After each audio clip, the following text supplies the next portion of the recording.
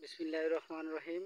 আজকে আপনাদেরকে দেখাবো যে পাহাড়ি অঞ্চলে যে পাদদেশে যে বিভিন্ন ধরনের কলা এবং বিভিন্ন যে জুমগুলো চাষ করে, আজকে আপনাদেরকে দেখাবো সেই কলাগুলো।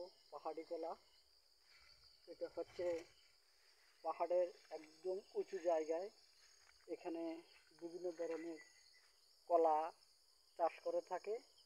সেই কলাগুলো, এটি এটি হচ্ছে সেই কলা, পাহাড়ি কলা। এবং পাহাড়ের পদদেশে এই কলা চাষ হয় এবং এই চাষকৃত কলাগুলো বাংলাদেশের বিভিন্ন প্রান্তে যায়।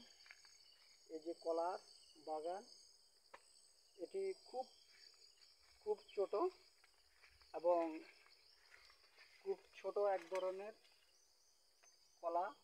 এবং সারা বাংলাদেশ থেকে, পাহাড়ি অঞ্চল থেকে এই কলাগুলো যায়।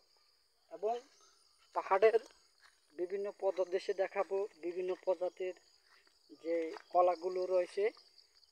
আজকে আপনাদেরকে দেখাবো পাহাড়ে আরেকটি কলা চাষ করে, সেটা হচ্ছে আমরা সাধারণত বলি সবজি কলা।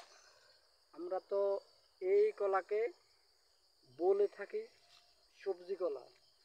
এবং পাহাড়ের বিভিন্ন উঁচু জায়গা, উঁচা যে পাহাড়, আমি এখন পাহাড়ের খুব উপরে আছি। এইখান হচ্ছে পাহাড়ের বিভিন্ন রকমের গাছ, খুব গভীর, খুব গভীর এবং খুব গভীর গভীর জঙ্গল। এবং এখানে খুব পাহাড়িদের যে বসবাস করে, খুব উঁচু একটু টিলা। এই টিলাতে তারা বিভিন্ন ধরনের আবাদ, সবজি তারা চাষ করে। তাদের যে পাহাড়গুলো রয়েছে, এক একটা পাহাড় থেকে এক একটা পাহাড় খুব উঁচু। এবং এখানে দেখুন কত ভয়ঙ্কর। এবং তাদের যে রোড, যে রাস্তাঘাট আপনারা দেখতে পাচ্ছেন, এটা প্রায় কিলোমিটার গভীর, কয়েক কিলোমিটার কয়েক কিলোমিটার গভীর এবং উঁচুতে রয়েছে সেই পাহাড়। সেই পাহাড়ের, এটা হচ্ছে তারা বিভিন্ন ধরনের বেড়া এবং বিভিন্ন ধরনের জঙ্গলি যে পানি পানি পানি পানি রয়েছে, হাতি, বানর এবং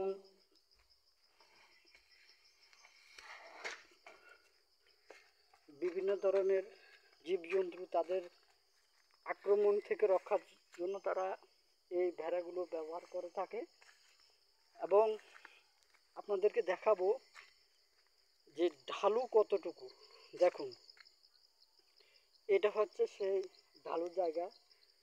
এবং যদি দেখায়, এটা প্রায় 1 থেকে 2 কিলোমিটার।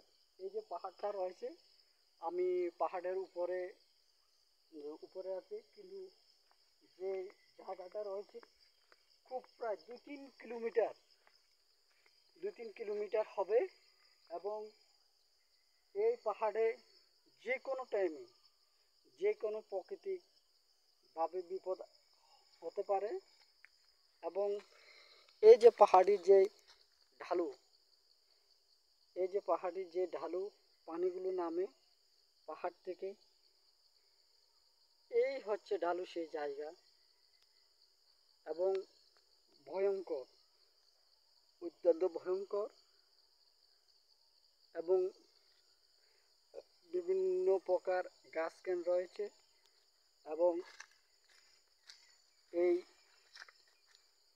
এগুলো যদি কেউ আসে পাহাড়ি অঞ্চলে, কিন্তু ওই যে পাশে যে রয়েছে উঁচু উঁচু আরও পাহাড়।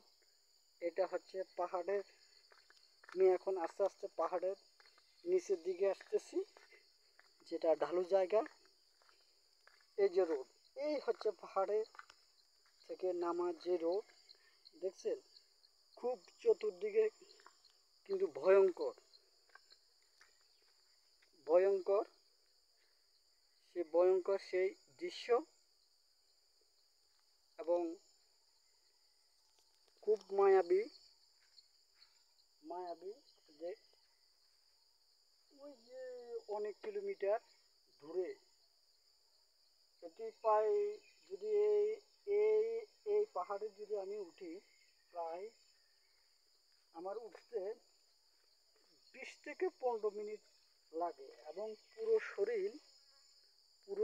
শরীর ঘামিয়ে যায়, পুরো শরীর ঘামিয়ে যায়। এবং সেই পাহাড়ি অঞ্চলের যে বসবাস,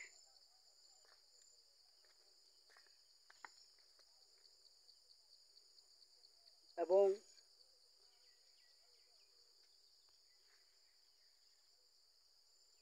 এই সেই দেখছেন, এটা হচ্ছে পাহাড়ি অঞ্চল। এই পাহাড়ি অঞ্চলের বিভিন্ন পাহাড়ের উঁচু উঁচু স্থানে, যেখানে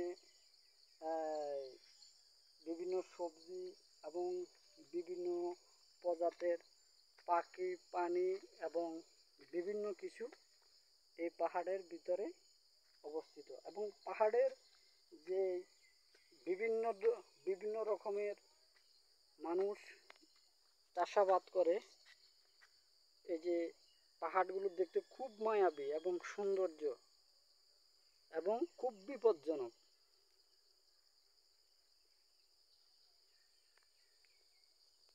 এই পাহাড়টি প্রায় 3 কিলোমিটার, এই পাহাড়ে উঠতে প্রায় 3 কিলোমিটার লাগে, উঠতে প্রায় 20 থেকে 30 মিনিট লাগে এই পাহাড়ে যদি কেউ উঠে, প্রায়। এবং পাহাড়ি অঞ্চলের যে পাহাড়গুলো দেখতে খুব মায়াবী, এবং বিভিন্ন স্পট থেকে বিভিন্ন পর্যটক সেই খাগড়াছড়িতে আসে। আমি আজকে আসি খাগড়াছড়ি থেকে।